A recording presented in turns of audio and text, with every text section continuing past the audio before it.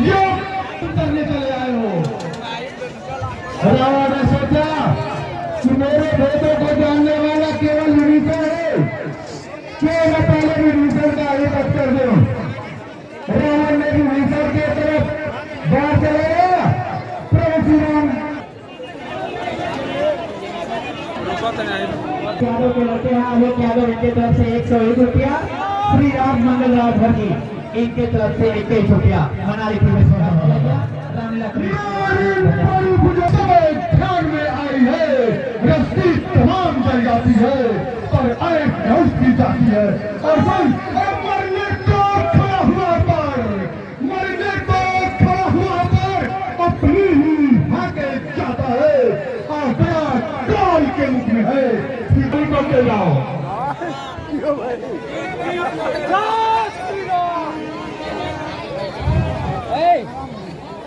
प्रभु श्री राम बार बार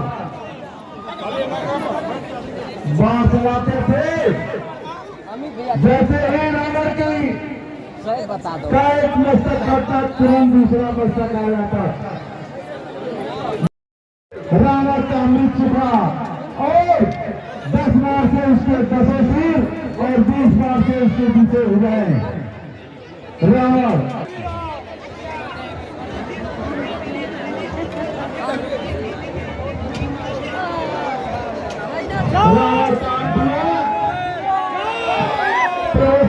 लखनलाल रावण इतना विद्वान नहीं।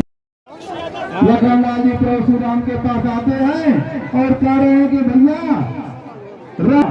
कि मैं उसके सिराने खड़ा था।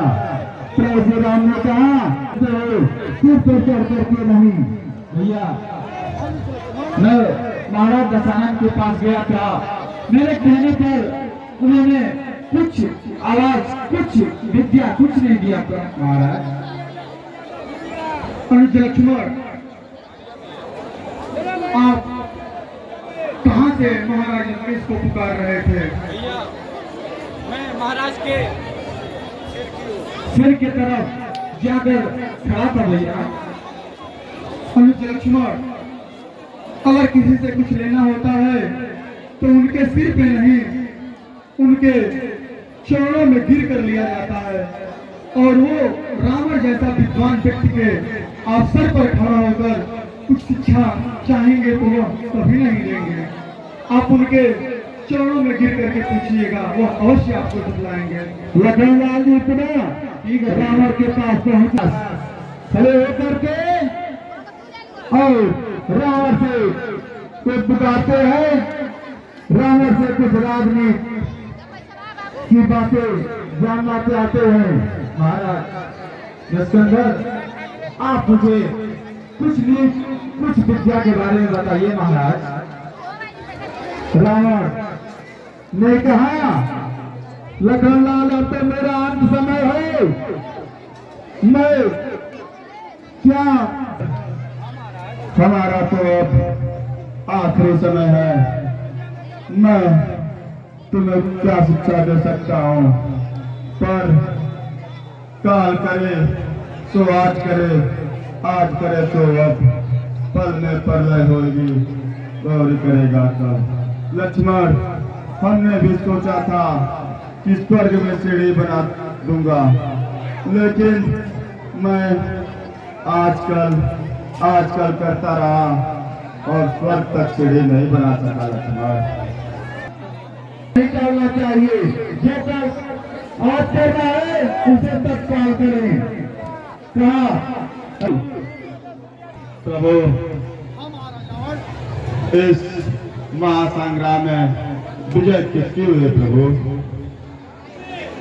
महाराज रावण इस संग्राम में विजय आपकी हुई है, क्योंकि आपके जीते जी मैं यह जानते हुए कि वैदेही लंका में है, मैं उससे नहीं मिल सका और मैंने सागर तट पर सागर के जल से विभीषण का राज्याभिषेक तो कर दिया, लंका का राजा घोषित तो कर दिया, पर आपके होते होते मैं विभीषण को सिंहासन पर युद्ध में विजय आपकी हुई है। महाराज जसकंधर प्रभु श्री राम ने कहा रावण कहिए तो मैं आपको पुनः जिंदा कर सकता हूँ। लेकिन रावण ने कहा नहीं प्रभु, बार बार मन जतन कहा है अंत राम।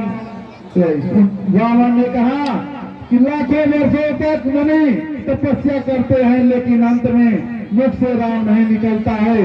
और आज तो मैं साक्षात आपके हाथों मेरा वध हुआ और आप मेरा अंत हो रहा है, आप मेरे सम्मुख खड़े हैं।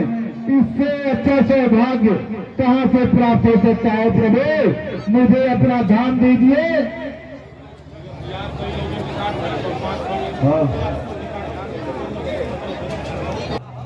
रावण ने राम राम कहते हुए अपना प्राण त्याग दिया। प्रभु जय श्री राम। रावण का अंत हुआ। हाँ, मैं मृत्युंजय दुबे रामलीला समिति लहरों दोनवार का अध्यक्ष हूँ और विगत 31 वर्षों से हम अपने ग्राम सभा में रामलीला करते चले आए हैं और अपने गांव के राम भक्तों और शिव भक्तों का सम्मान करते चले आए हैं, आदर करते चले आए हैं। सर, आज रावण का अंत हुआ, क्या कहना चाहेंगे? हम यही कहना चाहेंगे इस रावण वध के माध्यम से कि रावण का वध ये कोई साधारण वध नहीं है, असत्य पर सत्य की विजय को दर्शाता है, अधर्म पर धर्म की विजय को दर्शाता है।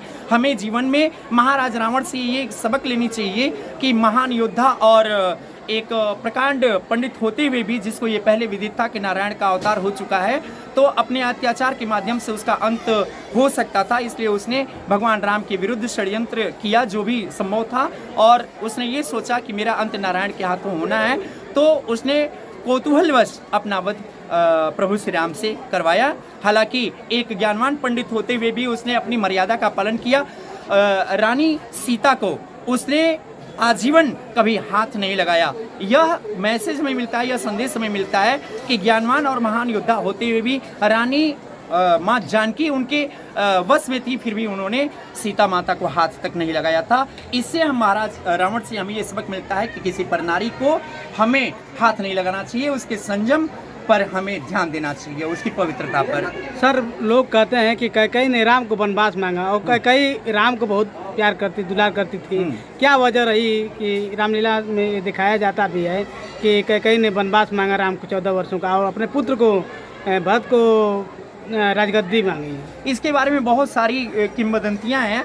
भगवान राम से और माता कैकेयी से एक बार वार्तालाप हुआ था, तो ये कथा में प्रसंग आता है कि भगवान श्री राम ने कहा था कि माता, जब मुझे राज मिलेगा उस समय आप मुझे वनवास मांगिएगा, जिस उद्देश्य से मेरा इस वसुधा पर अवतार हुआ है उस अवतार को मैं पूरा कर सकूं और अपने भक्तों का उद्धार कर सकूं। ये कहानी और ये किंवदंतियां मिलती हैं। इसलिए हाँ, लोग कहते हैं कि बहुत ज़्यादा मानती थी राम को, अपने बेटे से भी बहुत ज़्यादा मानती थी, लेकिन उन्होंने क्या वजह थी कि उनको वनवास मांगा? तो यही प्रसंग मैं आपको बताया कि महारानी कैकेयी और प्रभु श्री राम ने बहुत पहले ये प्रसंग आपस में बातचीत कर लिया था कि जब मुझे राज मिलना होगा तो हे माँ, आप मुझे वनवास मांग लीजिएगा, जिससे मैं जिस उद्देश्य से मेरा इस वसुधा पर अवतरण हुआ है उस उद्देश्य को मैं पूरा कर सकूं। हालांकि कैकेयी माँ बहुत ज़्यादा प्यार करती थी, इसमें कोई दो राय नहीं है। माता को प्रभु श्री राम बहुत ज़्यादा प्रिय थे, लेकिन ये समाज में जो कुरीतियाँ व्याप्त हैं उन कुरीतियों का हनन करने के लिए